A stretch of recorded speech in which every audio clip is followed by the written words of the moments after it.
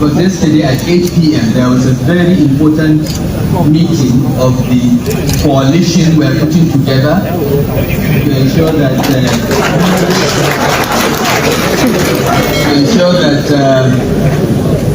President Tinubu goes back to Lagos, though we still keep the 20%. Alright, we still keep the minister because he's doing good work, okay, but I'll come to that. So I had to attend that meeting at 8 p.m. Former Kaduna State Governor and former APC chieftain Malam Nasir Rufai confirming Bloomberg report that Atiku Rufai has agreed on a coalition.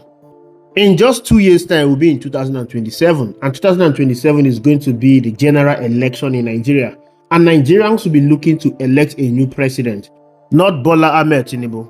Bola Ahmed Tinubu was not elected in 2023, and he somehow found his way into office. But ever since Bola Ahmed Tinubu became the president, things has gone downhill. Nigerians have experienced the most excruciating pain in the history of this country. The economy has tanked. The price of commodities in the market has skyrocketed, and Bola Ahmed Tinubu seems not to be doing anything to remedy the situation. But rather, Bola Ahmed Tinubu is interested in ruling Nigeria as a family affair. There is no sense of belonging that Nigerians have that they have a president. Rufai, who supported Bola Ahmed Tinubu in the last election, is out of APC and out of Bola Ahmed Tinubu camp, probably because of the way he was humiliated in the selection process of the Minister of the Federation.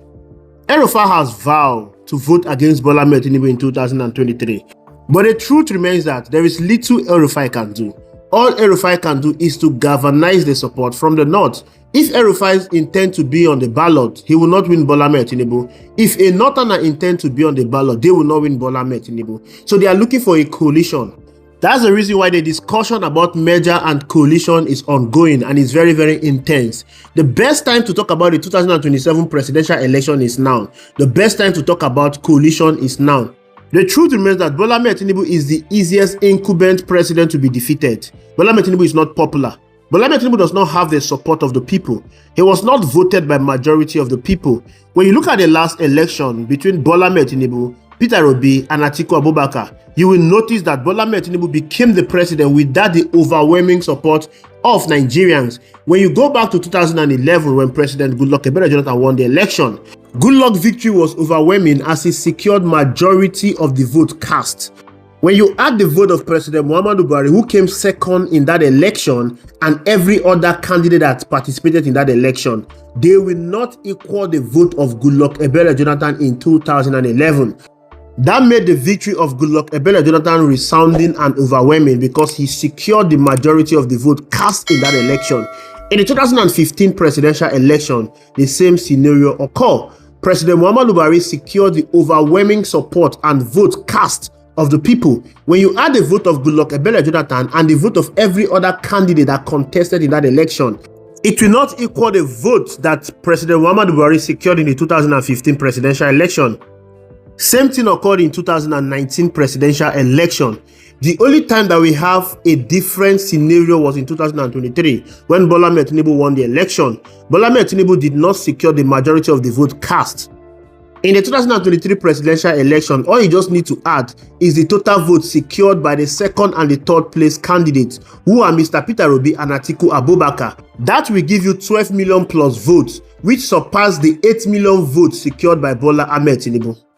Looking at a scenario leading to the 2023 presidential election, Mr. Peter Obi was in PDP. He was meant to contest the PDP primaries, but he left because he could not compete with the money bag and joined the Labour Party.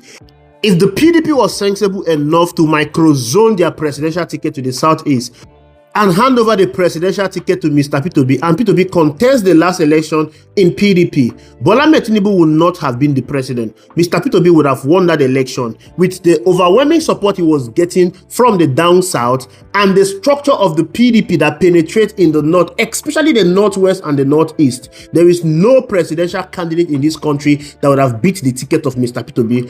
But they felt Mr. Peter Obi did not have that clout and popularity to win the election for them, or probably they monetized their primaries and allow it to be open. That's the reason Atiku Abubakar was able to defeat Wike in that primaries, because he has more money to spend.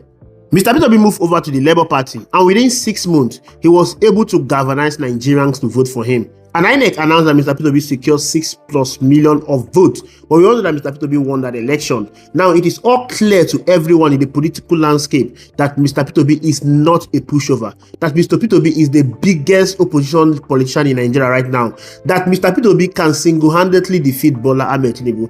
Even Bola Ahmed Tinubu is aware who won the election. That is the reason why Mr. Peter Obi has been attacked ever since the election was done and dusted. Prior to the 2015 presidential election, there was a coalition talk, and that coalition talk led to the formation of APC. But the reason why they were discussing about coalition was because of one man, President Muhammadu Buhari, who contested the 2011 presidential election with Goodluck Ebele Jonathan. President Muhammadu Buhari secured 12 million plus votes in that election. That coalition was being discussed and formed with President Muhammadu Buhari in mind. President Muhammadu Buhari has a cult followership in the north, especially the core north, the northwest and the northeast. Majority of the votes he secured in the 2011 came from that region. So they wanted to leverage on that 12 million plus votes, the cult followership of President Muhammadu Buhari in the core north. So when they were forming the coalition, they had him in mind. So even when APC had their primaries, it was already agreed that President Muhammadu Buhari will be given the presidential ticket. The primary was just a formality, and President Muhammadu Buhari emerged as the presidential candidate of APC in 2015. And that election was won by President Muhammadu Buhari overwhelmingly. President Muhammadu Buhari secured large chunk of votes from the north, which enabled him to win that election, even though he did not secure much votes down south. There is another coalition talk ongoing, leading to the 2027 presidential election. And Mr. Peter Obi is ready for that coalition. Mr. Peter Obi wants a merger, because as it stands now, Mr. Peter Obi cannot contest under the Labour Party. Labour Party has been hijacked. Even though the Supreme Court has given a ruling sacking Julius Abure, Julius Abure is still parading himself as the Labour Party chairman. And INEC is not even willing to de-recognize Julius Abure as the party chairman of the Labour Party. By law, INEC is the body that is charged with the responsibility of guiding political party. INEC is in charge of all political party. The Supreme Court has ruled against Julius Abure, but by law, Julius Abure is still the chairman of the Labour Party because he is still being recognized by INEC. This is how crazy Nigerian laws can be. And all this leadership torture in the Labour Party is affecting the preparation of Labour Party ahead of the 2027 presidential election. So it is obvious that Julius Abure is playing out a script that is being handed to him by the people who do not want Peter Obi to use the Labour Party to contest the 2027 presidential election. They saw the harm that Peter Obi did to them in 2023. So Peter Obi is willing to go into any coalition and merger with any opposition party. But the truth is, who will bear the cat? Who will be the one to fly the ticket? The people who are trying to form this coalition are not even willing to relinquish their presidential ambition. And I'm talking about Atiku Abubakar. Atiku Abubakar wants to be the one to fly the presidential ticket. Atiku Abubakar wants to be the one to lead the coalition ahead of the 2027 presidential election. And that is going to affect the success of that coalition. Number one, it is a turn of the South. Bola Ahmed Tinubu is a Southerner. If you must replace Bola Ahmed Tinubu, a Southerner must be the one to contest against Bola Ahmed Tinubu. A Southerner should be the one to emerge as the presidential flag bearer of any coalition. Most Nigerians will choose to go with Bola Ahmed Tinubu than allow a Northerner to continue. It will be like a disservice to them if after 8 years of President Muhammadu Buhari, they in turn abandon a Southern president to support a Northern president. In politics, in Nigerian politics, ethnicity and tribalism plays a huge role, so you can never rule that out in Nigerian politics. The people who came together to form APC prior to the 2015 presidential election were very intentional. They know that with the cult followership of President Muhammadu Buhari, he will defeat any candidate in the next election if he has support from the down south. Going to the 2027 presidential election, the only presidential candidate that has that same cult followership like President Muhammadu Buhari is Mr. Peter Obi, not Atiku Abubakar. Atiku Abubakar contested the last 2 elections under PDP, and PDP is already a structured party. PDP gave him the structure.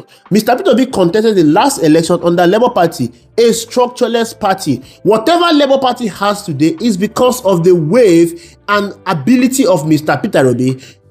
This even made Mr. Peter Obi a more favorite candidate than President Muhammadu Buhari in 2015.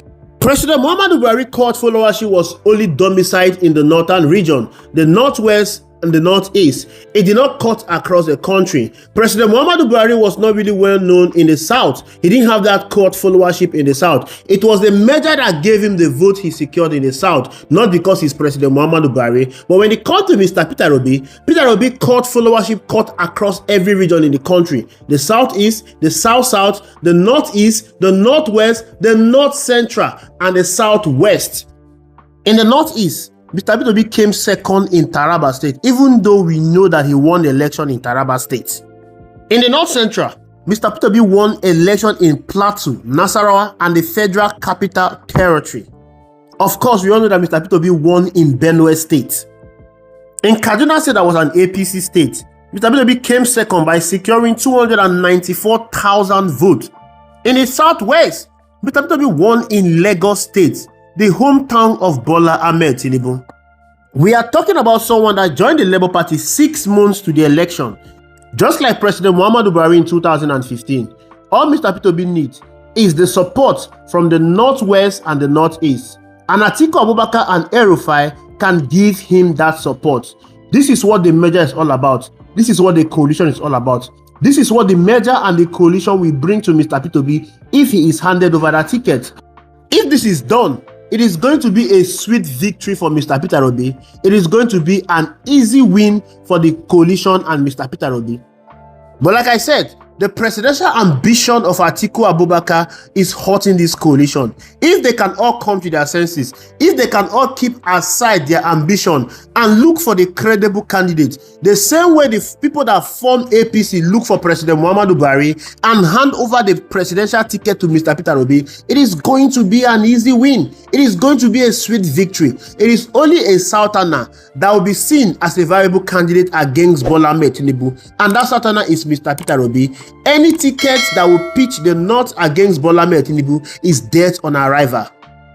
But even without a coalition, contest a free, fair, credible and transparent election, Mr. Peter Obi will defeat Bola Ahmed Tinubu even while he is the incumbent president. Thank you for watching. I will see you in the next video.